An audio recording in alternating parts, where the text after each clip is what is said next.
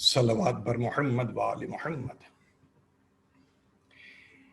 لا حول ولا قوة الا باللہ العلی العظیم. بسم اللہ الرحمن الرحیم. الحمد للہ رب العالمین وهو القادر المؤمن المهيمن العزیز الجبار الخالق البارئ المصور. الحمد للہ الذی ہدانا لہذا وما كنا لنهتدي لولا ان هدانا اللہ. لقد جاءت رسل ربنا بالحق. الصلاة والسلام على سید الانبیاء والمرسلین شفیع المذنبین خاتم النبیین رحمۃ للعالمین جد الحسن والحسین المصطفى الامجد المحمود الاحمد ابی القاسم المحمد.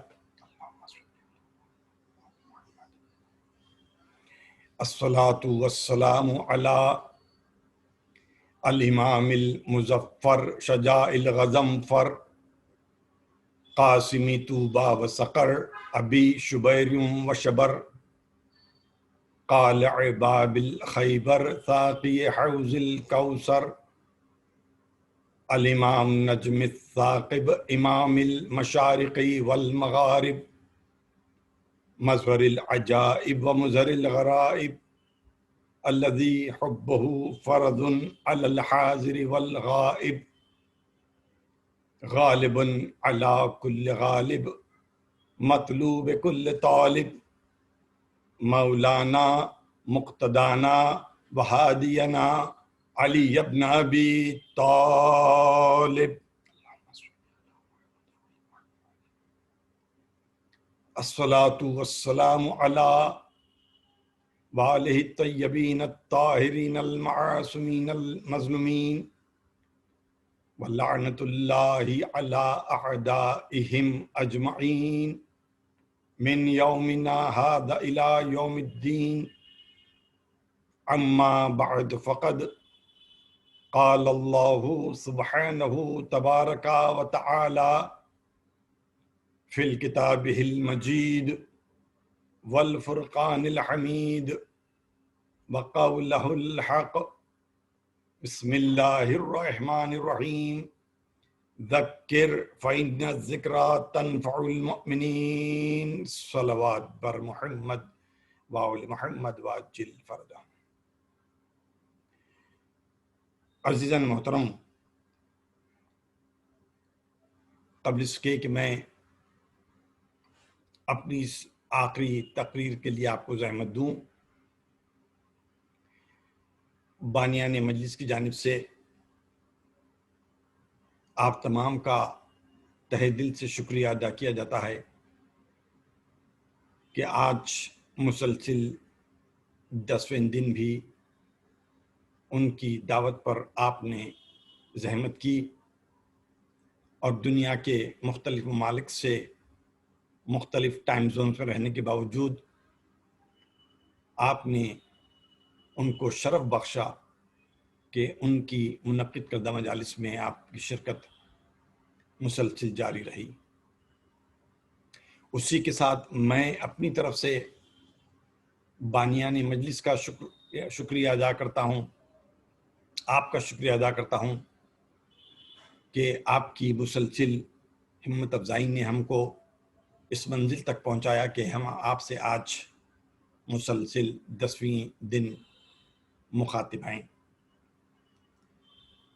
بہت سے لوگوں نے ہم کو بہت سے میسیجز سے نوازا ہے، مشورے دیے گئے ہیں.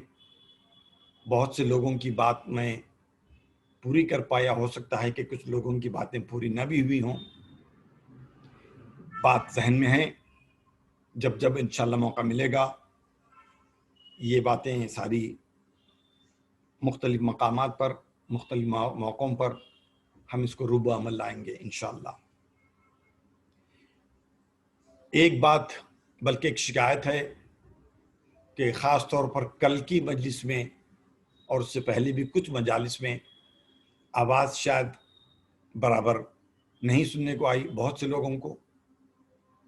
بانیان مجلس نے آپ کو خبر دی ہے کہ ساری مجالس پہلی تقریر سے لے کر 9ویں تقریر تک آلریڈی یوٹیوب پر لوڈ ہو چکی ہے، اور یوٹیوب پر جو تقریریں لوڈ ہوئی ہیں اس میں ذرا بھی ڈسٹربنس نہیں ہے۔ ہو سکتا ہے کہ مختلف فریکوینسی اور بینڈوتھ کی وجہ سے ڈسٹربنس ہوا ہو، لیکن جو تقریر ڈائریکٹلی میرے سامنے ریکارڈ ہو رہی ہے اس کے اندر ذرا بھی ڈسٹربنس نہیں ہے۔ اگر آپ کسی ایک تقریر کو پھر سے سننا چاہتے ہیں تو یہ پہلی تقریر سے 9ویں تقریر تک آلریڈی اپلوڈ ہو کے ہیں، اور اس مجلس کے بعد بھی میں امید کرتا ہوں کہ بانیان مجلس اس تقریر کو بھی اپلوڈ کر دیں گے۔ یہ چونکہ آخری مجلس ہے اور ہم کو مجلس کے اختتام پر دعا کا موقع نہیں ملتا ہے، تو ہم چاہتے ہیں کہ آغاز تقریر میں دعا کر دیں۔ ڈاکٹر حمیرہ قادری عزادار امام حسین جو ہمارے ساتھ سری نگر سے جوائن کرتے ہیں، انہوں نے ایک دعا بھیجی ہے، میں اس کو ایسا ہی آپ کے سامنے پیش کر رہا ہوں۔ دعا ہے: اللہم ارزقنا فی الدنیا زیارت الحسین وفی الآخرت شفاعت الحسین۔ پروردگار ہمیں دنیا میں امام حسین کی زیارت نصیب کر اور آخرت میں ان کی شفاعت نصیب فرما۔ واکتبنا من زوار الحسین، ہمیں امام حسین کے زائرین میں قرار دے۔ واجعلنا من الباکین فی عزاء الحسین، اور ہمیں امام حسین کے غم میں رونے والوں میں شمار فرما۔ اللہم احشرنا تحت لواء الحسین، پروردگار جب قیامت کا دن ہوگا تو محشر کے میدان میں ہم کو امام حسین کے پرچم تلے جگہ دینا۔ اللہم احشرنا فی زمرۃ الحسین، اور ہمیں امام حسین کے زمرے میں محشور فرما۔ اللہم ادخلنا الجنۃ من باب الحسین، اور ہمیں باب حسین سے جنت میں داخل فرما برحمتک یا ارحم الراحمین۔ اس کے ساتھ ہم دعا کرتے ہیں وہ تمام لوگ جو اپنی کوئی بھی پریشانی کو لیے ہوئے عزائے حسین میں شامل ہوئے ہیں، بصدقہ اس عزائے حسین اللہ ان کی پریشانیوں کو دور کر دے۔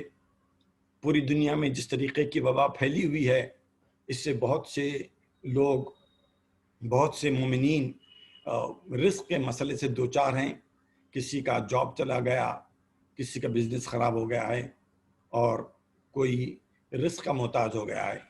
ہم دعا کرتے ہیں کہ اللہ اس وبا کو جلد از جلد ختم کر دے۔ یہ اگر ہمارے لیے امتحان ہے تو اس میں ہم کو ثابت قدم رکھ، اور اگر یہ ہمارے گناہوں کی وجہ سے یہ بیماری، یہ عذاب ہم پر آ رہا ہے، تو ہم تجھ سے دعا کرتے ہیں اس عزائے حسین کے صدقے میں کہ ہمارے گناہان کبیرہ اور صغیرہ کو بخش دے اور معاف فرما، اور اس وبا کو، اس بیماری کو تمام دنیا سے جلد از جلد فنا کر دے۔ اے اللہ، اس کے ساتھ ساتھ جو مقروض ہیں ان کو قرض کو ادا فرما۔ اگر کوئی بیمار ہیں تو انہیں جلد از جلد مکمل طور پر صحت دے دے۔ طالب اولاد ہوں تو ان کو اللہ اولاد دے دے۔ اولاد کو توفیق دے کہ وہ اپنے والدین کی عظمتوں کو سمجھ سکیں، والدین کو توفیق دے کہ وہ اپنی اولاد کی صحیح تربیت کر سکیں۔ پوری دنیا میں اس وقت جہاں بھی امام حسین کی عزاداری منعقد کی جا رہی ہے، ہم تجھ سے دعا کرتے ہیں کہ تمام مسلمانوں کو، تمام مومنین کو، تمام عزاداروں کو اپنی حفظ و امان میں رکھ، ان کی جان، مال، عزت و آبرو کی حفاظت فرما۔ صلوات بر محمد و آل محمد۔ ہم نے آپ کے سامنے ایک قرآن مجید سے آیت پڑھ کر گفتگو کا سلسلہ شروع کیا تھا۔ اعلان ہوا تھا ذکر فإن الذکریٰ تنفع المؤمنین، ذکر کرتے جاؤ اس لیے کہ ذکر کرنا اہل ایمان کے لیے نفع بخش ہے۔ اور ہم نے اس لفظ ذکر کو لفظ عزاداری سے جوڑ کر آپ کے سامنے اس کی لاجیکل ریزننگ پیش کی تھی، جو اس وقت میں ریپیٹ نہیں کروں گا۔ عزیزان محترم، سب سے قیمتی اثاثہ جو اس وقت ہمارے پاس ہے وہ عزاداری امام حسین ہے۔ اس کے لیے دولت جاتی ہے تو جائے، عزت جاتی ہے تو جائے، جان جاتی ہے تو جائے، اگر یہ باقی ہے تو سب کچھ باقی ہے، اور اگر یہ باقی نہیں ہے تو پھر کچھ بھی باقی نہیں ہے۔ عزاداری امام حسین کا ایک ویرانے سے نکل کر عالمی سطح تک پہنچ جانا معمولی بات نہیں ہے۔ دولت، اقتدار، اسلحہ، پروپیگنڈا مشنری، بلکہ جتنے اقسام کی طاقتیں ہو سکتی ہیں ساری طاقتیں استعمال کی گئی عزاداری کو روکنے کے لیے۔ غیر تو غیر تھے، اپنوں نے بھی کوئی کسر نہیں چھوڑی، اس کے باوجود عزاداری جاری ہے اور انشاءاللہ جاری رہے گی۔ پہنچنے والے قبروں تک پہنچ گئے، عزائے حسین کا سلسلہ پھر بھی جاری ہے۔ ہم نہیں ہوں گے، ہم سے کوئی بہتر ہوگا، اس لیے کہ عزاداری ہماری محتاج نہیں ہے، ہم اپنی بقا کے لیے عزاداری کے محتاج ہیں۔ عزیزان گرامی، انسانی مشاہدے میں طویل ترین عمر کو عمر نوح کہا جاتا ہے، مگر وہ بھی 9 صدیوں کے بعد ہانپ جاتی ہے۔ یہ عزائے حسین ہے جو ہر صدی کی اکھڑی ہوئی سانسوں سے اپنے سوز و گداز کا خراج لے کر ہر غمگسار کو کہنے پر مجبور کرتا ہے کہ میں سوچتا ہوں کہ حق کیسے ادا ہوگا، غم حسین زیادہ ہے زندگی کم ہے۔ عزیزان گرامی، مقصد حسین صرف آنسوؤں کی روانی نہیں ہے، بلکہ یہ عزائے حسین ان آنسوؤں کے لیے ہے جو صرف آنکھوں سے نہیں بلکہ دل کی گہرائی سے بہے۔ وہ ان آہوں کا دھواں مانگتی ہیں جن کی لپٹیں صرف منہ سے نہیں بلکہ اعماق قلب سے اٹھے۔ وہ صرف ہاتھوں کے ماتم کے لیے نہیں بلکہ دل کے ماتم کی ایک صدائے حقیقت کے لیے تشنا ہے۔ اگر آپ کے پاس آنکھوں کے آنسو نہ ہوں تو کوئی شکایت نہیں ہے،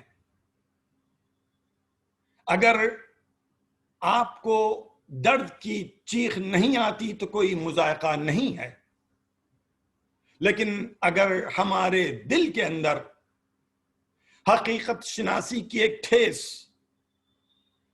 بصیرت کی ایک تڑپ، احساس حق کا اضطراب اگر نہیں ہے تو پھر کچھ بھی نہیں ہے۔ طوفان نوح لانے سے ہے چشم پیدا، 2 اشک بھی بہت ہیں اگر کچھ اثر کرے۔ مقصد ازا مقصد ذکر حسین ہے، مقصد حسین قیام امر بالمعروف ہے، مقصد ازا ظلم سے نفرت اور مظلوم سے ہمدردی کا نام ہے۔ ازائے حسین دلیل نصرت حق ہے۔ امام حسین کا قیام حق کی حیات اور باطل کی موت کے لیے تھا۔ جہاں جہاں بھی امام حسین کا ذکر ہوتا ہے وہاں حق کو حیات ملتی ہے، باطل کو موت ملتی ہے۔ ازائے حسین صرف کربلا کے واقعے کو تازہ نہیں کرتا، بلکہ اس سے پوری تاریخ اسلام کو ایک تازگی ملتی ہے، جس کی وجہ سے آج حسین حسین ہے، یزید یزید ہے، ورنہ دشمنان اسلام تاریخ اسلام کو مسخ کر کے یزید کو کبھی کی مقدس ماں بنا چکے ہوتے۔ ازائے حسین کا ایک فائدہ یہ بھی ہے کہ گناہوں کو چھوڑ کر ازائے حسین میں آنے والا واپس گناہ کی طرف نہیں جاتا، کیونکہ اس کو اس بات کا احساس ہے حر کی طرح آیا تھا، حر کی طرح باقی رہے گا۔ عزیزان گرامی، ازائے حسین ایک ایسا انسٹیٹیوشن ہے، ایسا ادارہ ہے جو صرف اور صرف ہمارے پاس ہے، ہمارے علاوہ کسی کے پاس نہیں ہے۔ کائنات کا ہر مذہب، ہر فرقہ اس ادارے سے، اس انسٹیٹیوشن سے محروم ہے۔ دنیا کی تعلیم گاہوں میں بچے جاتے ہیں، جوان کالج جاتے ہیں، اس سے زیادہ عمر رکھنے والے یونیورسٹی جاتے ہیں۔ ازائے حسین ایک عجیب تعلیم گاہ ہیں جہاں ایک ہی وقت میں بچے بھی ہیں، جوان بھی ہیں، بزرگ بھی ہیں، مرد بھی ہیں، عورت بھی ہیں، اور ہر آنے والا اپنے اپنے ظرف کے اعتبار سے اپنے دامن میں کچھ نہ کچھ لے کر جاتا ہے۔ ہماری ادباً گزارش ہے کہ ازائے حسین کی عظمت اور اس کے وقار کو بنائے رکھیے۔ اگر آپ نے اس کو بچا لیا تو یہ آپ کو بچائے گی، آپ کی اولاد کو بچائے گی، آپ کی نسلوں کو بچائے گی۔ ہم اور آپ مکان بناتے ہیں، کوشش کرتے ہیں کہ وہ مکان مضبوط بنے، پھر اس مکان کی ہم حفاظت کرتے ہیں، اس لیے کہ جب آندھی چلتی ہے، طوفان آتا ہے، بارش ہوتی ہے، تو یہی آپ ہی کا بنایا ہوا مکان آپ کی حفاظت کرتا ہے، آپ کے بچوں کی حفاظت کرتا ہے، آپ کے گھر والوں کی حفاظت کرتا ہے، آپ کی عورتوں کی حفاظت کرتا ہے۔ ازائے حسین اس قلعے کا نام ہے کہ جو جب شیطانی آندھیاں چلتی ہیں اور نفاق کا طوفان آتا ہے تو یہ آپ کو ہر قسم کے آندھی اور طوفان سے بچائے رکھتا ہے۔ عزیزان گرامی، کربلا فقط آنسوؤں کا مطالبہ نہیں کرتا، انسانی درد رکھنے والے کے لیے اگر اس کے جسم میں سینہ ہو، سینے میں دل ہو، اگر ٹھیس پہنچتی ہے اس کو تو آنسو خود بخود نکل کر آتے ہیں۔ حضرت علی اصغر کے مصائب کو سن کر اگر ہماری آنکھوں میں آنسو آ جاتے ہیں تو یہ کمال محبت نہیں ہے، اس لیے کہ اس پر تو غیروں نے رویا ہے۔ اگر امام حسین علیہ السلام کے مصائب کو سن کر ہم جیسے انسان روتے ہیں، کوئی کمال نہیں ہے، اس پر تو پتھروں نے آنسو بہایا ہے۔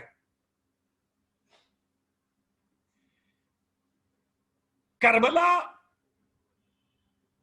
دفتر فکر ہے، کربلا دفتر انسان سازی ہے۔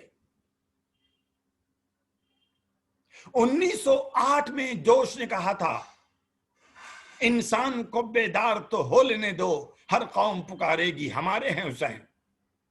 اس شعر کو کہے ہوئے 100 سال ہو گئے۔ سوچ کر بتائیے پچھلے 100 سالوں میں کتنی قوموں نے پکارا کہ حسین ہمارے ہیں۔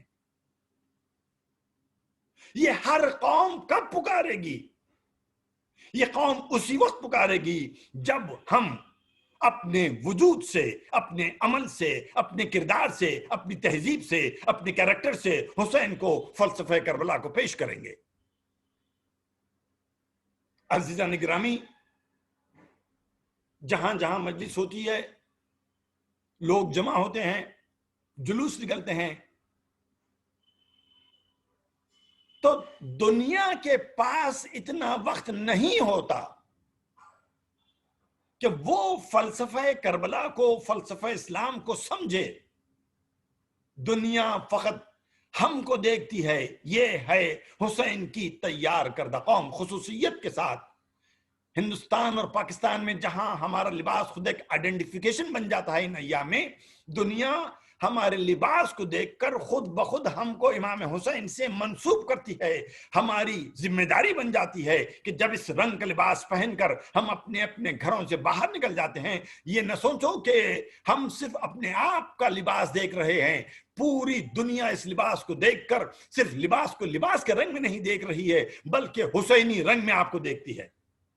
لہٰذا ہماری ذمہ داری بن جاتی ہے کہ دنیا کے سامنے جب ہم یہ لباس پہن کر باہر نکل جائیں تو ہمارا وجود، ہمارا عمل، ہماری فکر، ہمارا خیال، ہماری تہذیب، ہمارا ہر ایکشن کربلا کو ظاہر کرے۔ جو ہاتھ ماتم حسین میں اٹھا ہے وہ ہاتھ کسی ظلم کے لیے اٹھنے نہ پائے۔ جن آنکھوں سے ہم نے آنسوؤں کو بہا کر عزت بخشی ہے وہ آنکھ کسی برے عمل کو دیکھنے نہ پائے۔ جن کانوں سے ہم نے حسین کا ذکر سنا ہے یہ کان کسی کی غیبت سننے نہ پائے۔ جن زبان کو ہم نے ذکر حسین کے لیے استعمال کیا ہے اس زبان سے کسی کے لیے کوئی برا لفظ نکلنے نہ پائے۔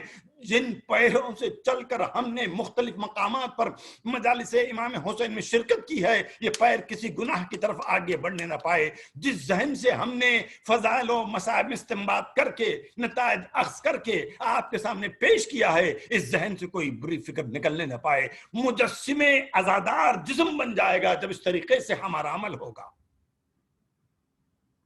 ماتم فقط لباس کا نہیں ہے، ماتم فقط ہاتھ کا نہیں ہے، آنسو فقط آنکھوں کے نہیں ہیں، پوری روح اعضا ہمارے جسم کے اندر جو ہے ہر عضو اس کا فلسفہ کربلا کو بیان کرے۔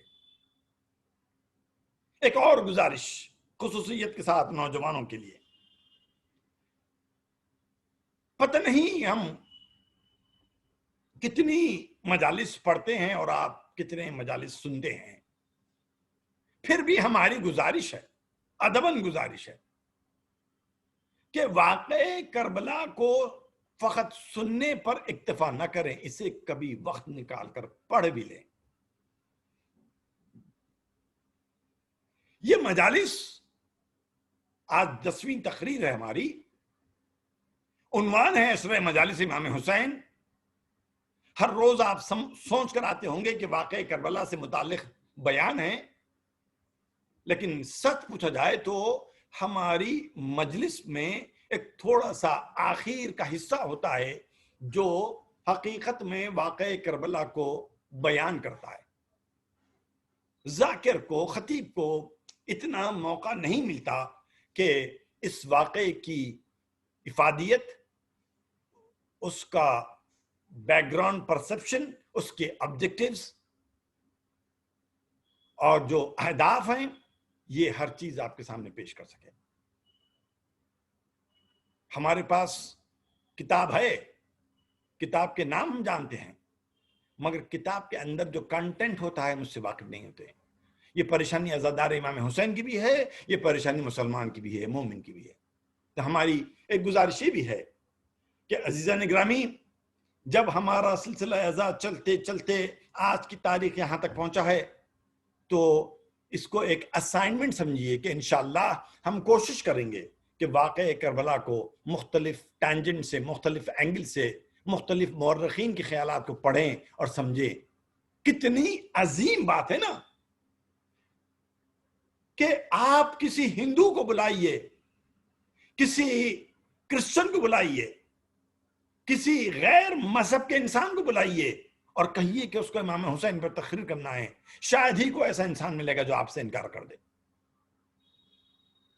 میں تو یہ تو اتفاق ہے کہ اس سال لندن نہیں گیا، پچھلے 5 سالوں سے مسلسل دیکھ رہا ہوں، نہیں معلوم ہر سال جب بھی جاتا ہوں، ہر سال نہیں معلوم کتنے چرچز ایسے ہیں جو تھرو اوے پرائز پر بیچے جا رہے ہیں اور جس کو وہاں کے مسلمان یا تو مسجد یا امام بارگاہ میں کنورٹ کر رہے ہیں۔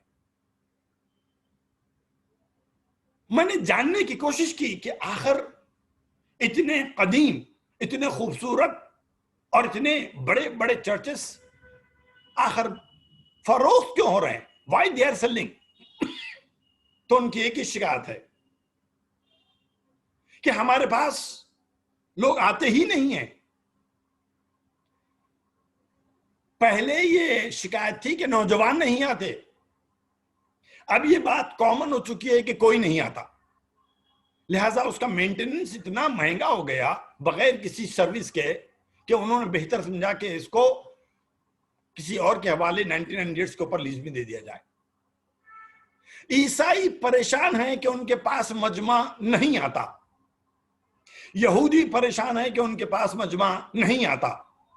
ہر مذہب کا انسان آج کے اس میٹرلسٹک دور میں پریشان ہے کہ ان کے پاس مجمع نہیں آتا، اور یہ سارے مذاہب والے جب پلٹ کر ہمارے مجالس کو دیکھتے ہیں ان کو حیرت ہوتی ہے، تعجب ہوتا ہے، یہ کون سی قوم ہے، یہ کون سا گروہ ہے، یہ کون سے لوگ ہیں جو ہر سال امام حسین کا ذکر کرتے ہیں، اور اس کثرت سے کیا جاتا ہے کہ وقت کو نہیں دیکھتے، مقام کو نہیں دیکھتے، موسم کو نہیں دیکھتے، مصروفیت کو نہیں دیکھتے، کھانے پینے کو نہیں دیکھتے، آرام کو نہیں دیکھتے۔ میں اس وقت دیکھ رہا ہوں پتہ نہیں کتنے مختلف ٹائم زونز کے اندر آپ لوگ اس مجلس کو سن رہے ہیں، اور یہ ایک مجلس نہیں ہے۔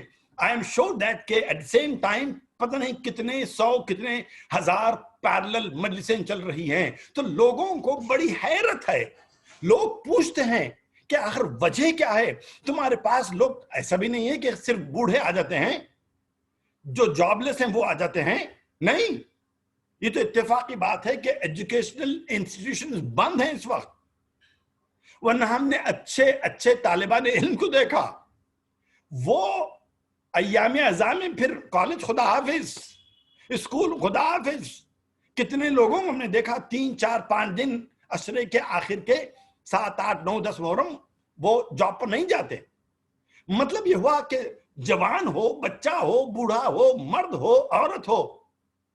میں نے گجرات میں ایک عجیب چیز دیکھی ہے، گجرات میں پہلی محرم سے بھاؤنگر، مہوا، احمد آباد، میں نے کافی دفعہ وہاں گیا ہوں مجالس پڑھنے کے لیے، تو وہاں پر پہلی محرم سے لے کر 12 محرم تک پورے علاقے میں ایک محلے کی بات نہیں کر رہا ہوں، بھاؤنگر شہر میں کسی بھی عزادار کے گھر میں کھانا نہیں پکتا 12 دن، نہ صبح کا، نہ دوپہر کا، نہ شام کا۔ یہ مجلس ہو سکتا ہے کہ بھاؤنگر سے کوئی سن رہا ہے، وہ میری بات کی دلیل کے طور پر پیش کرے گا کہ 12 دن تک، پہلی محرم سے لے کر 12 محرم تک، نہ صبح کا ناشتہ، نہ دوپہر کا کھانا، نہ شام کا کھانا نہیں بنتا ہے۔ عورتیں عورتوں کی مجلس میں مصروف، مرد مردوں کی مجلس میں مصروف۔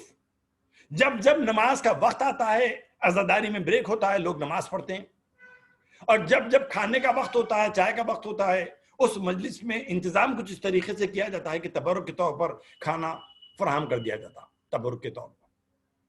انہیں کتنی عجیب بات ہے کہ پورا شہر، پوری قوم عزاداری امام حسین میں منہمک ہو چکی، تو دوسرے مذاہب والے جب اس عمل کو، اس فعل کو دیکھتے ہیں تو ان کو بڑا تعجب ہوتا ہے کہ آخر تمہارے اندر یہ حرارت کہاں سے آئی، یہ کشش کہاں سے آئی، یہ اٹریکشن کیسے آتا ہے کہ لوگ اپنا آرام چھوڑ کر، مصروفیت چھوڑ کر، کھانا چھوڑ کر رات اور دن کے اوقات کی پرواہ کیے بغیر، صحت کی پرواہ کیے بغیر چلے آتے ہیں. ہم نے ان کو جواب دیا، کہ اگر تم چاہتے ہو کہ تمہارے پاس بھی حرارت پیدا ہو جائے، تم چاہتے ہیں کہ تمہارے پاس بھی نوجوان حاضر ہو جائیں، تم چاہتے ہیں کہ تمہاری عبادت گاہیں بھی لوگوں سے بھر جائیں، وہاں بھی بھیڑ جمع ہو جائے، تو ممکن ہے تم بھی اپنے پاس ایک حسین پیدا کر لو. اگر تمہارے پاس بھی ایک حسین پیدا ہو جائے، مرد تمہارے پاس بھی جمع ہوں گے، عورتیں تمہارے پاس بھی جمع ہوں گی، بچے تمہارے پاس بھی آئیں گی، مجمع کی کمی نہیں ہوگی. مگر ہم کیا کریں؟ تاریخ کی مائیں بانجھ ہو چکی، اب کوئی حسین پیدا نہیں ہو سکتا، اس لیے کہ نہ کسی کی ماں فاطمہ ہو سکتی ہے، نہ کسی کا باپ علی ہو سکتا ہے. عزیزان گرامی، میں نے شاید تھوڑا سا زیادہ وقت لے لیا ہے.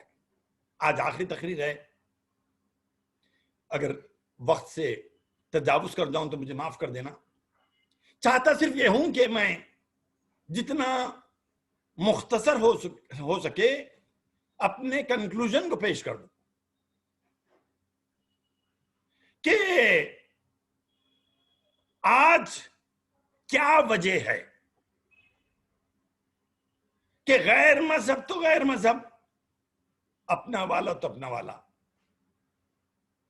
وہ ناممکن ہے کہ کسی نہ کسی انداز سے جب تک امام حسین کو خراج عقیدت نہ پیش کرے وہ مطمئن نہیں ہوتا.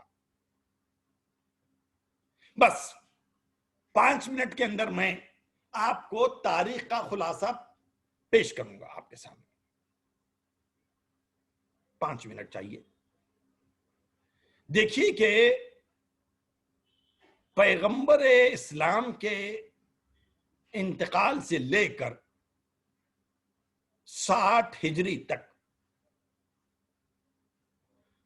ایسا کیا ہوا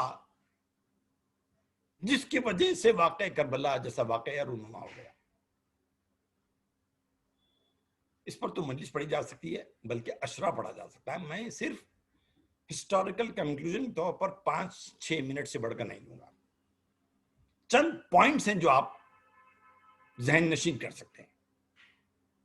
امام المفسرین حضرت عبداللہ ابن عباس یہ حج پر آئے تھے. ان کی بینائی تقریباً جا چکی تھی. ان کے ساتھ ان کے شاگرد بیٹھے ہوئے تھے. حضرت عبداللہ ابن عباس نے اپنے شاگرد سے کہا، حج کا وقت ہو گیا، قافلے کے آنے کی آوازیں تو آ رہی ہیں، اونٹوں کے گلے میں بندھی ہوئی گھنٹیوں کی آواز تو آتی ہے، مگر جو تلبیہ پڑھی جاتی ہے اللہم لبیک اللہم لبیک، وہ آواز نہیں آ رہی ہے. شاگرد نے کہا کہ آپ کو نہیں معلوم؟ حاکم نے منع کیا ہے تلبیہ پڑھنے سے. پیغمبر اسلام کے صحابی کو جلال آیا کہ اچھا، علی کی دشمنی میں اب تلبیہ پر بھی پابندی لگائی گئی ہے. اور وہ اٹھے اور انہوں نے بآواز بلند تلبیہ پڑھنا شروع کیا. ان کو دیکھ کر لوگوں میں جوش پیدا ہوا کہ رسول اللہ کا اتنا عمر رسیدہ صحابی جب تلبیہ پڑھ سکتا ہے تو ہم کیسے نہیں پڑھ سکتے. لوگوں نے بھی پڑھنا شروع کیا. پہلا پوائنٹ. دوسرا، حضرت ابو ایوب انصاری مدینے میں جن کے مکان پر پیغمبر اسلام کی سواری رکی تھی، یہ ایک دفعہ شام تشریف لائے. ایک گھر میں جاتے لا حول ولا قوت کہہ کر باہر آتے. دوسرے مکان میں گئے کہ لا حول ولا قوت. تیسرے مکان میں گئے لا حول ولا قوت. لوگوں نے پوچھا بات کیا ہے؟ کہ افسوس افسوس، پیغمبر اسلام کو گزرے ہوئے ابھی 50 سال بھی نہیں ہوئے اور تم لوگوں نے ان کی تعلیمات کو مکمل طور پر بھلا دیا کہ میں جس مکان میں جاتا ہوں بیت الخلاء قبلہ رخ پر بنا ہوا ہے، حالانکہ پیغمبر نے سختی سے منع کیا تھا کہ بیت الخلاء قبلہ رخ نہیں ہو سکتا ہے۔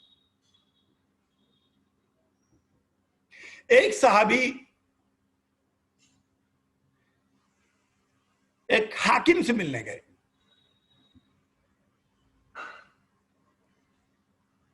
نام نہیں لے رہا ہوں، سمجھنے والے سمجھ سکتے ہیں۔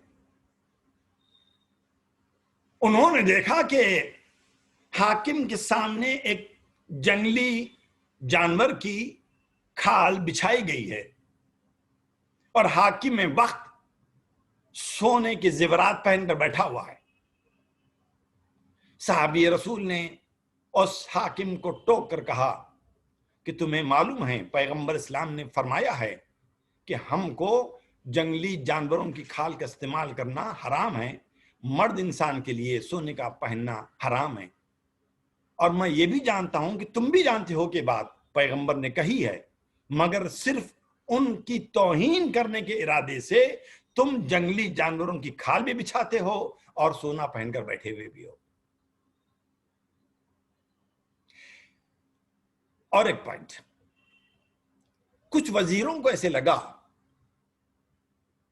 کہ حاکم کی توجہ ہماری طرف نہیں ہے، ہم نے اس کا اتنا بڑا ساتھ دیا، ان کی مدد کی، مگر ہم پر ان کی نظر کرم نہیں ہے، تو چاہتے تھے کہ حاکم کو ایک میسج پہنچے کہ ہم اس سے ناراض ہیں۔ تو کچھ لوگوں نے مل کر فیصلہ کیا کہ جب ہم دربار میں داخل ہوں گے تو ہم حاکم کو سلام نہیں کریں گے، جس سے اس کو ایک میسج ملے گا کہ گویا ہم اس سے ناراض ہیں۔ یہ خبر حاکم کے مخبر نے حاکم تک پہنچا دی۔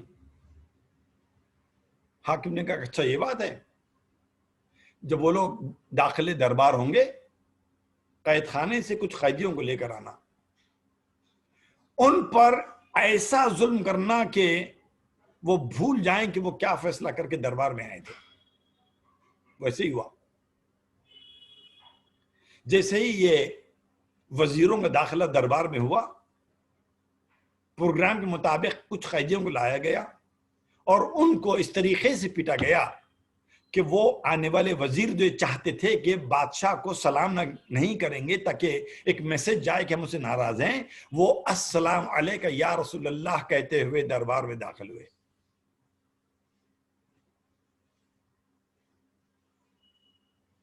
ایک اور نکتہ، صفین کے لیے لشکر تیار ہوا۔ جب مکمل طور پر لشکر تیار ہو گیا تو لشکر میں ایک قسم کی بے چینی پیدا ہوئی۔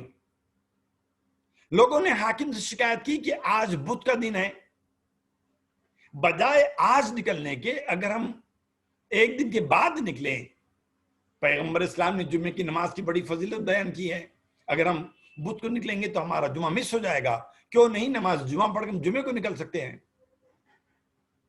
حاکم نے کہا کوئی بات نہیں، ہم تم کو جمعے کی نماز کی فضیلت سے محروم نہیں کریں گے، آج بدھ کا دن ہے، آج ہم تم کو جمعے کی نماز پڑھا دیں گے، اس کے بعد ہم لشکر کو لے کر نکلیں گے۔ بدھ کے روز جمعے کی نماز پڑھائی گئی۔ اب آیا ہے اس کے بعد یزید مسند خلافت پر، مسند حکومت پر، وہ مسجد میں بیٹھ کر شراب پیتا ہے، مسجد میں مفتیان دین ہیں، قاریان قرآن ہیں، تابعین ہیں، کسی میں ہمت نہیں ہے کہ حاکم کو ٹوک کر کہے کہ جو کام تم کر رہے ہو وہ غلط ہے، خلاف شریعت ہے۔ مکمل سکوت، خاموشی، ایسا سناٹا کہ لوگوں سے ان کی طاقتیں اس طریقے سے چھین لو کہ کسی کی زبان میں جنبش کرنے کی بھی گنجائش باقی نہ رہے۔ خوف کا عالم ہے، سناٹا ہے۔ اب آیا ہے تخت پر یزید۔ اب میں کیا بتاؤں، وقت میرا کم ہوتا جا رہا ہے۔ اس کی 3 خواہشیں تھیں یزید کی۔ پہلی خواہش تھی کہ خانہ کعبہ کی چھت پر بیٹھ کر شراب پیوں، نہیں پی سکا۔ یزید کی دوسری خواہش تھی ازواج پیغمبر میں سے کسی کے ساتھ نکاح کروں، نہیں کر سکا۔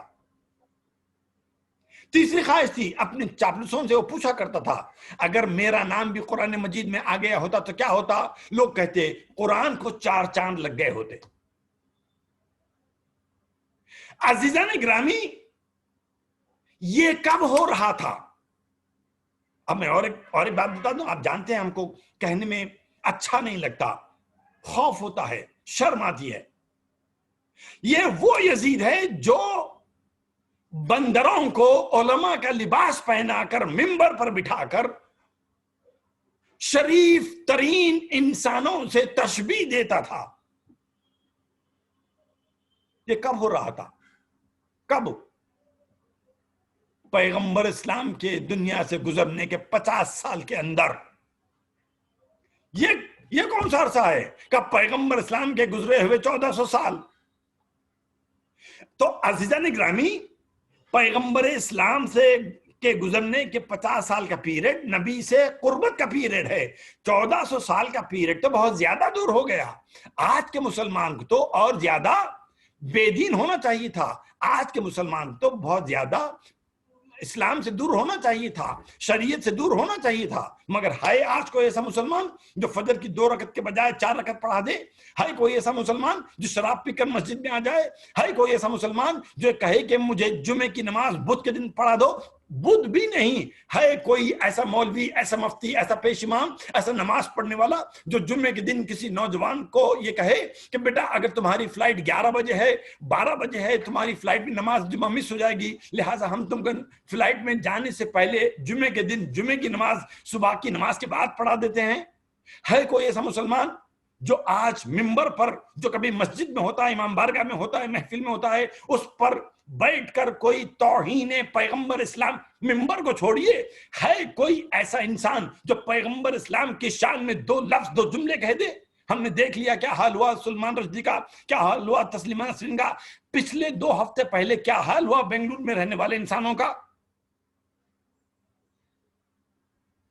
بھائی 50 سال کے بعد تو سب کچھ ہو رہا تھا، اس وقت تو کسی نے کچھ نہیں کہا۔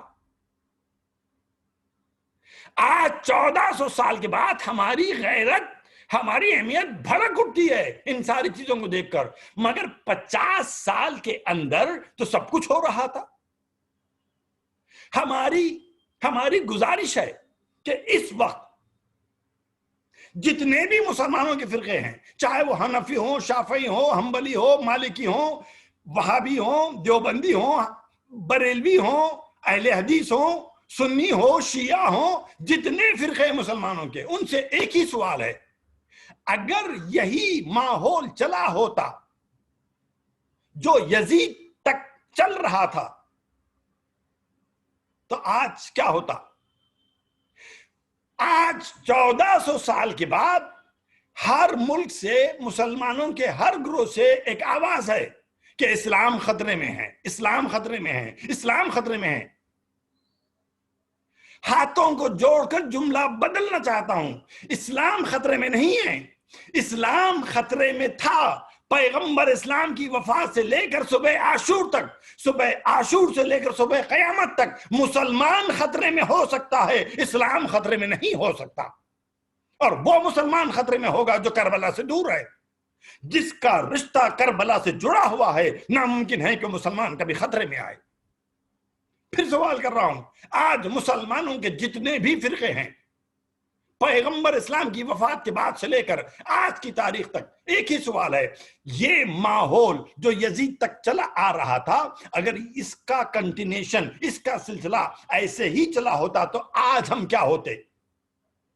شیعہ ہوتے، سنی ہوتے، حنفی ہوتے، شافعی ہوتے، مالکی ہوتے، اہل حدیث ہوتے، دیوبندی ہوتے، وہابی ہوتے، بریلوی ہوتے، کا کچھ نہیں ہوتے، شراب پینے والے ہوتے، جوا کھیلنے والے ہوتے، شریعت اسلام کا مذاق اڑانے والے ہوتے، منبر پر بندروں کو نچانے والے ہوتے۔ تو آج ہم یہ سب کچھ نہیں ہیں۔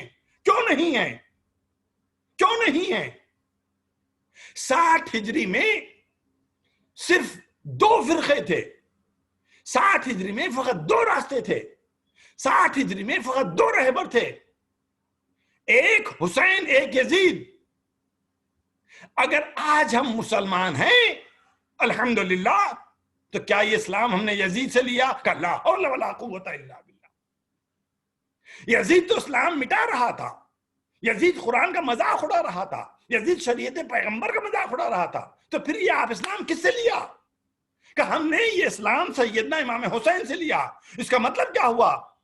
تم شافعی بعد میں ہو، پہلے حسینی ہو، حنفی بعد میں ہیں، حسینی پہلے ہیں، وہابی بعد میں ہیں، حسینی پہلے ہیں، سنی بعد میں ہیں، حسینی پہلے ہیں، شیعہ بعد میں ہیں، حسینی پہلے ہیں۔ عزیزان گرامی، دنیا کے سارے تفرقے ختم ہو جائیں گے اگر ہر بندہ اپنی اپنی شریعت کو، دین کو لے جا کر کربلا سے جوڑ لے۔ یہی وجہ ہے کہ 1400 سال گزرنے کے بعد بھی حسین کا تذکرہ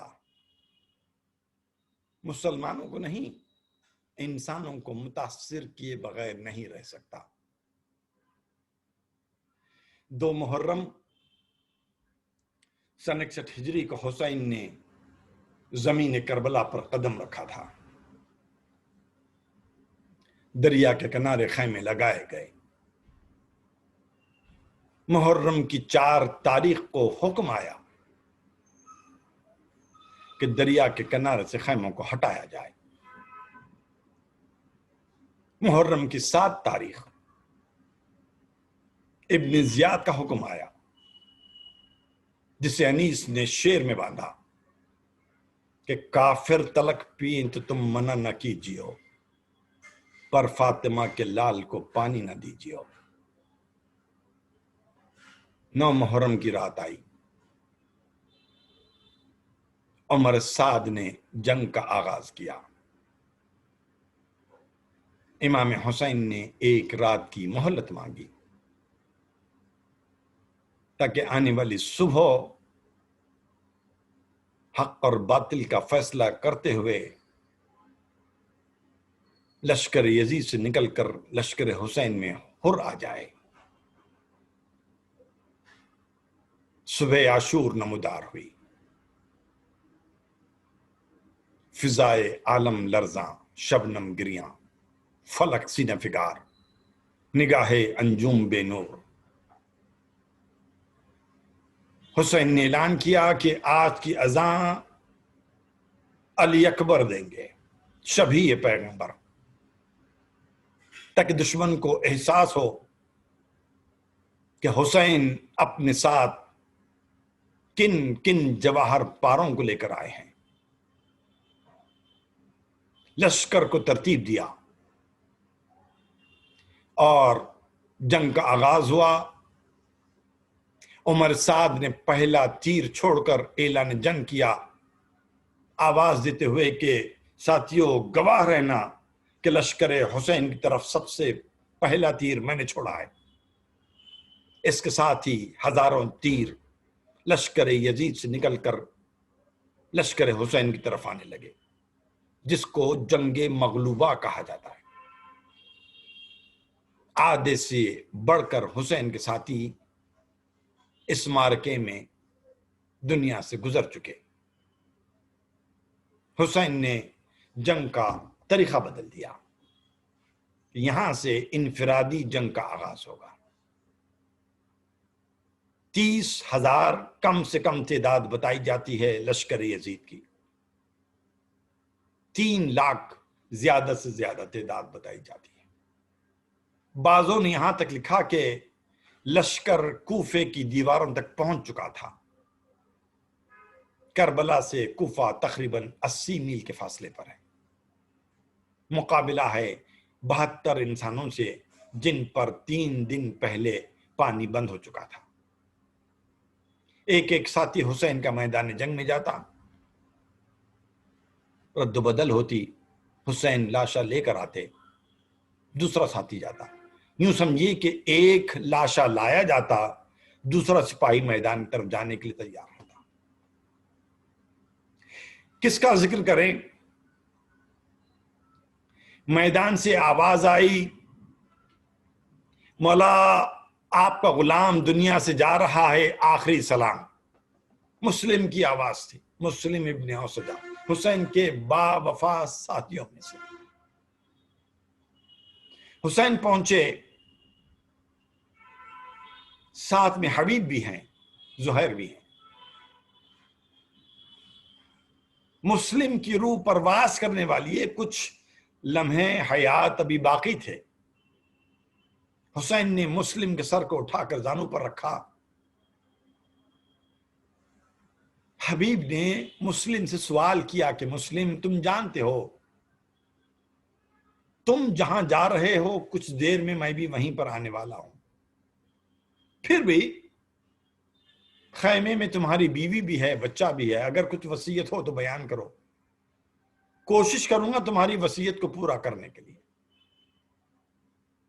کہتے ہیں کہ مسلم نے بڑی مشکل سے اپنے دانتوں سے دامن حسین کو تھاما، کہ یا حبیب اوسی کا بہذا الغریب، حبیب وصیت تو ہے مگر بیوی کے لیے نہیں ہے، بیٹے کے لیے نہیں ہے، اس غریب کے لیے ہے کہ جب تک تم زندہ رہو حسین پر آنچ نہ آنے پائے۔ مسلم کی روح پرواز کر گئی۔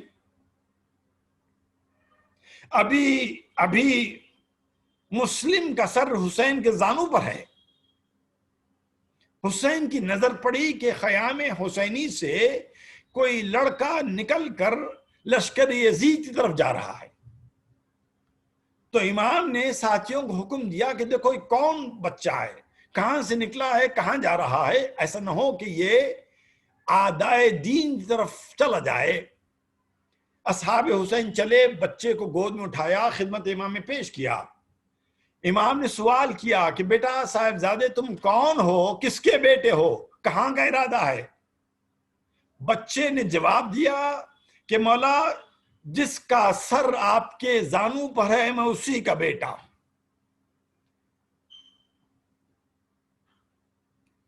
یہ ہے غربت حسین۔ کل کی مجلس میں نے جملہ کہا تھا نا، شہادت پڑھنا آسان کام ہے، کسی غریب کی غربت کو بیان کرنا مشکل کام ہے۔ حسین نے دوسرا سوال کیا، بیٹا ارادہ کیا ہے؟ کہا آپ پر سے جان قربان کرنے جا رہا ہوں۔ یہ ہے غربت حسین۔ ساقی کوثر کا بیٹا آج اس عالم غربت میں ہے کہ چھوٹے چھوٹے بچے نکل رہے ہیں کہ اپنی جان حسین پر سے قربان کرے۔ حسین نے کہا صاحبزادے تمہاری ماں کے لیے تمہارے باپ کا غم بہت زیادہ ہے، بہتر یہ ہے کہ تم خیمے میں واپس چلے جاؤ۔ ایک مرتبہ خیام حسینی سے آواز آئی، مولا بیوہ کا تحفہ ہے، اسے رد مت کیجیے۔ عزیزوں کی باری آئی، اون محمد کے لاشیں آئے، قاسم زندگی میں پامال ہو گئے۔ قمر بنی ہاشم سبیل آپ کے لیے دریا تک گئے تھے مگر شانے کٹا کر دریا کے کنارے سو گئے۔ 18 برس حسین نے علی اکبر کو پالا تھا مگر نیزہ کھا کر علی اکبر دنیا سے رخصت ہو چکے۔ آخری قربانی تھی حسین کے خانوادے کی، 6 مہینے کا بچہ۔ حسین نے سوال آپ کیا، جواب میں حرملہ کا تیر تھا۔ اب کوئی باقی نہ تھا تو حسین خود خیمے میں آئے، آواز دی، یا زینب یا ام کلثوم یا سکینہ یا رقیہ یا رباب یا ام لیلہ علیکن منی السلام۔ اے زینب تمہارے بھائی کا تم پر آخری سلام ہو، اے ام کلثوم حسین کا آخری سلام، اے سکینہ اور رقیہ تم پر حسین کا آخری سلام، اے میری ماں کی کنیز فضہ تجھ پر بھی حسین کا آخری سلام۔ بیٹے سے رخصت ہونا تھا، امام نے بہن سے گزارش کی کہ بہن زینب چلو چل کر سید سجاد سے مجھے رخصت کرا دو۔ مورخین نے سوال کیا کہ باپ کو بیٹے سے ملنے کے لیے بہن کی ضرورت کیوں پڑی؟ پتہ نہیں سید سجاد اس عالم میں امام حسین کو دیکھیں گے تو کیا عالم ہوگا۔ سید سجاد کے سرہانے پہنچے، फूफी ने भतीजे को जगाने की कोशिश की, सवाल किया, मेरे लाल क्या हाल है? वो बीमार क्या जवाब दे, जिसे दवा तो कुजा, पीने के लिए 3 दिन से पानी नहीं मिला। जवाब दिया फूफी अम्मा, शुक्रन लिल्लाह। ज़ैनब ने कहा कि बाबा तुम्हारे आए हैं आखिरी मुलाकात के लिए। सवाल किया, फूफी अम्मा बाबा कहाँ हैं? का सैयद सज्जाद हुसैन तुम्हारी नजरों के सामने खड़े हैं। नजर उठाकर देखा तो सर से लेकर पैरों तक हुसैन तीरों में डूबे हुए थे। कहा बाबा ये आलम क्या है? आईना आईना अम्मी अब्बास, आईना आईना अखी अली अकबर। कहा बाबा मेरा भाई अली अकबर कहाँ है, मेरा चचा अब्बास कहाँ है? इमाम ने मुख्तसर जवाब दिया कि बेटा यूं समझो कि मर्दों में अब तुम्हारे और मेरे अलावा कोई बाकी नहीं रहा, और मैं भी रुखसत आखिर के लिए आया हूं। इतना सुनना था कि सैयद सज्जाद ने नुसरत इमाम के लिए उठने का इरादा किया। तारीख कहती है कि सैयद सज्जाद पूरी ताकत लगाने के बाद भी अपने बिस्तर से उठ नहीं सके। हाय गुर्बत सैयद सज्जाद, जो इमाम शब आशूर अपने बिस्तर से उठ नहीं सका। 11वीं मुहर्रम की सुबह को वो कैसे करबला से कूफे का सफर किया।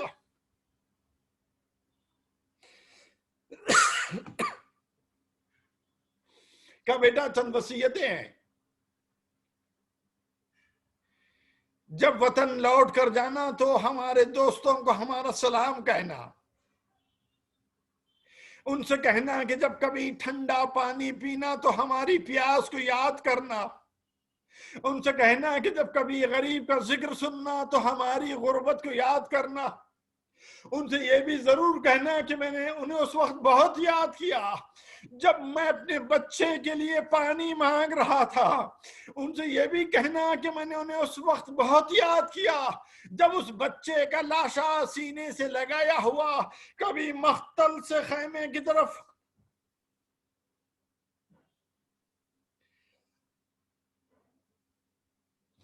वसीयतें तमाम हुई। दरवाजे खैमा पर आए, नजर यमीनन व शिमालन, कभी दाहिने देखा कभी बाएं देखा। न लश्करे न सिपाहे न कसरतुन्ना से, न कासिमे न अली अकबरे न अब्बासे। बहन ने आकर भाई को सवार कराया, लश्कर यजीद का रुख किया, लश्कर के सामने पहुंचे। उमर साहब से मुखातिब होकर कहा कि उमर साहब मैं कुछ कहना चाहता हूं, अपने लश्कर को खामोश कर दे। उमर साहब ने कहा कि हुसैन ये नामुमकिन है, हजारों सिपाही है, उनके घोड़े हैं, उनकी सवारियां हैं, ऊंट है, हथियारों के टकराने की आवाजें हैं, इन सारी आवाजों को खामोश करना मेरे बस की बात नहीं है। अंगुश्त मुबारक को बुलंद किया, ऐसे महसूस हुआ कि जैसे करबला के मैदान में एक सन्नाटा छा गया। का जो मुझे पहचानता है वो पहचानता है, जो मुझे नहीं पहचानता है पहचान ले। मैं मोहम्मद का बेटा हूं, मैं अली का बेटा हूं, मैं फातिमा का बेटा हूं, मैं खदीजतुल कुबरा का बेटा हूं, मैं मक्के का बेटा हूं, मैं मदीने मुनव्वरा का बेटा हूं। कुरान जो किताब तुम पढ़ते हो वो हमारे घर पर नाजिल हुई, जो तुम वही का तस्करा करते हो वो हमारे दरवाजे पर आती थी। बताओ क्या मैंने किसी हराम को हलाल से बदल दिया? क्या मैंने किसी हलाल को हराम से बदल दिया? क्या मैंने किसी का खून किया है? क्या मेरी गर्दन पर किसी का माल है? लश्कर से आवाज आई, हुसैन तुम्हारे बाप भी बहुत अच्छी तकरीर करते थे, तुम भी बहुत अच्छी तकरीर करते हो। पूछा जब मैंने कुछ नहीं किया तुम मुझसे लड़ते क्यों हो? हुसैन के दिल की ताकत का अंदाजा तो करिए। जिस हुसैन का नौजवान बेटा 3 दिन की प्यास की वजह से मारा गया, जिस हुसैन का 6 महीने का बच्चा दुनिया से जा चुका है, वह हुसैन लश्कर कसीर के सामने खड़े होकर चैलेंज करके पूछता है कि बताओ फिर मैंने कुछ नहीं किया तो जंग क्यों करते हो? लश्कर से आवाज आई, नुकातुलु बग़ज़न लिअबी। हुसैन ने कहा क्या ये मुमकिन है कि मुझे रास्ता दे दिया जाए, मैं पलट कर वापस मदीने चला जाऊंगा? मुमकिन नहीं है। जब तक تم بیعت نہیں کرو گے، کربلا کی زمین چھوڑ کر نہیں جا سکتے۔ کہا اگر جنگ ہی کرنا چاہتے ہو تو کیا یہ ممکن ہے کہ مجھے تھوڑا سا پانی پلا دو؟ کہ حسین زمین پیاس پیاس کر کر تڑپ جائے مگر تم کو پانی نہیں مل سکتا۔ کہا کہ اچھا کیا یہ ممکن ہے کہ عرب کے طریقے کے مطابق ایک ایک سپاہی میرے مقابلے پر آئے اور انفرادی جنگ ہو؟ لشکر سے آواز آئی کہ آپ نے انصاف کیا ہے۔ ایک سپاہی حسین کے سامنے آتا، لمحوں کے اندر واصل جہنم ہوتا، دوسرا سپاہی آتا، تیسرا، چوتھا، تھوڑی ہی دیر میں قانون کو توڑا گیا، 10 سپاہی کی ٹکڑیاں آنے لگی، 100 سپاہی آنے لگے، حسین کا ایک وار ہوتا، زمین پر 100 سر نظر آتے۔ کربلا کی زمین لشکر یزید کے سپاہیوں سے رنگین ہونے لگی، لاشوں کے انبار، سروں کے مینار لگنے لگے۔ تو شمر نے آگے بڑھ کر عمر سعد سے کہا کہ اے عمر سعد، اگر حسین سے اس طریقے سے جنگ کرے گا تو قیامت تک بھی حسین کو شکست نہیں دے سکے گا۔ کہ پھر کیا کیا جائے؟ کہ لشکر کو تقسیم کر دے، تلوار چلانے والوں کو الگ کیا گیا، نیزہ پھینکنے والوں کو الگ کیا گیا، تیر اندازوں کو الگ کیا گیا۔ اس کے باوجود لشکر یزید میں کچھ سپاہی ایسے باقی رہ گئے جن کے پاس ہتھیار نہیں تھے، کہ ان کی جھولیوں میں کربلا کی گرم خاک بھر دو، اب کرو حسین پر حملہ۔ چاروں طرف سے حملہ شروع ہوا۔ حسین نے بھی شجاعت کے جوہر دکھائے، دل حسین میں تمنا پیدا ہوئی کہ اتنی شجاعت اور بہادری دکھائی ہے، کوئی ہوتا جو اس شجاعت کی داد بھی دے۔ ایک مرتبہ رکابوں پر زور دیا، 2 گھوڑے کو دوڑاتے ہوئے دریا کے کنارے پہنچے، کہا عباس تمہارے دل میں حسرت تھی کہ حملہ کرے، دیکھو حسین یہ حملہ تمہاری طرف سے کر رہا ہے۔ اب جب حسین نے حملے کا آغاز کیا، چاروں طرف سے ملائن کا حملہ تھا، ایک تلوار ایسی پڑی کہ پھسلیاں ٹوٹ گئی، ایک نیزہ ایسے آیا کہ سینے کے پار ہو گیا، ایک پتھر ایسے آیا کہ پیشانی مجروح ہو گئی، گھوڑے پر سنبھل نہ سکے، زمین پر آنا چاہتے تھے، آواز آئی یا ایتھا النفس المطمئنۃ ارجعی الی ربک راضیۃ مرضیہ۔ حسین گھوڑے کی بلندی سے زمین پر آئے، خاک کربلا کو جمع کیا، پیشانی کو بارگاہ معبود نے جھکایا، کہ سبحان ربی الاعلی و بحمدی۔ سر اپنی مرضی سے جھکایا تھا مگر اپنی مرضی سے سر اٹھا نہ سکے، شمر کا خنجر چلا، سر حسین نو کے نیزہ پر بلند ہوا۔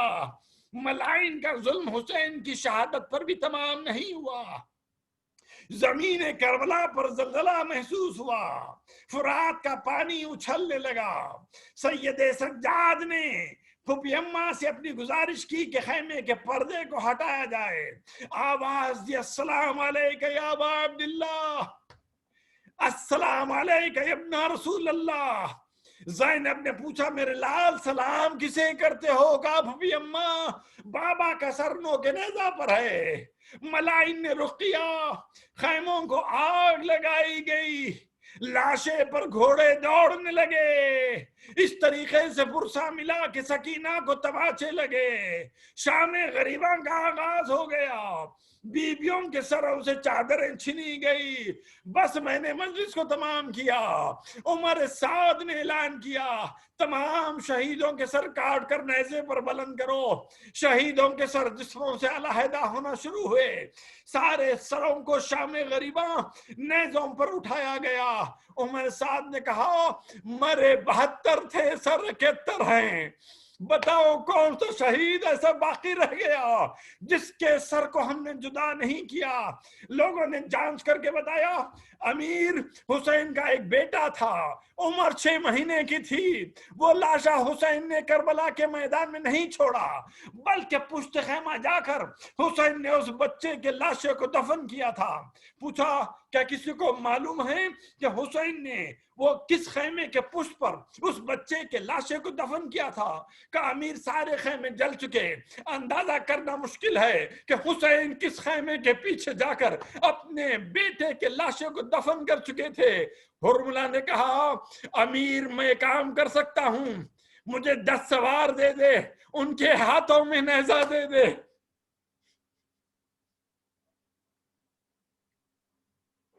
10 सवार तैयार हुए।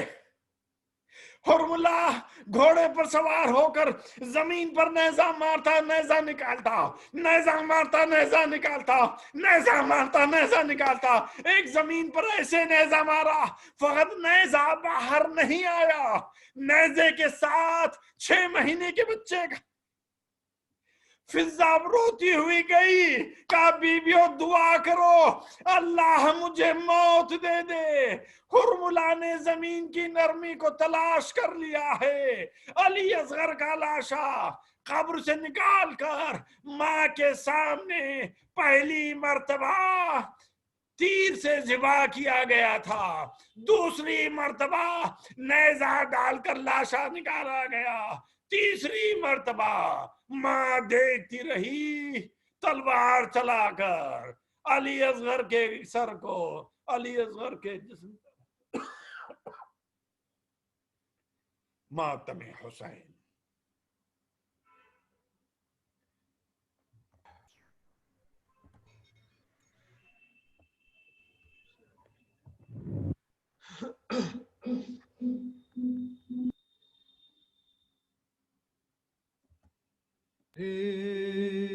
पड़े हैं लाशें औलाद मुर्तज़ा के, बिखरे पड़े हैं लाशें औलाद मुर्तज़ा के।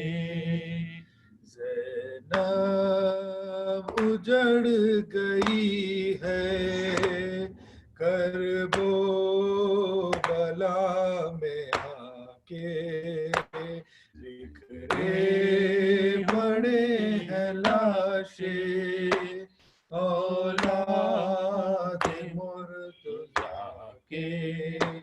ज़ैनब उजड़ गई है करबो बला में आके, दम तोड़ते हैं अकबर ऐ नाम बरतहर जा, दम तोड़ते हैं अकबर ऐ नाम बरतहर जा।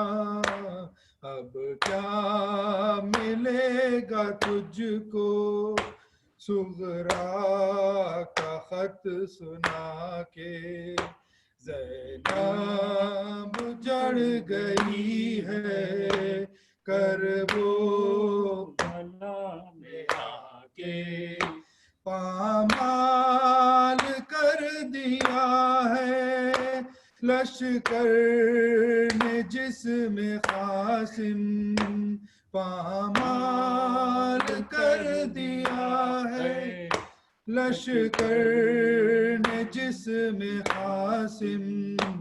शबीर चुन रहे हैं टुकड़े अबा बिछा के, ज़ैनब उजड़ गई है करबो बला में आके।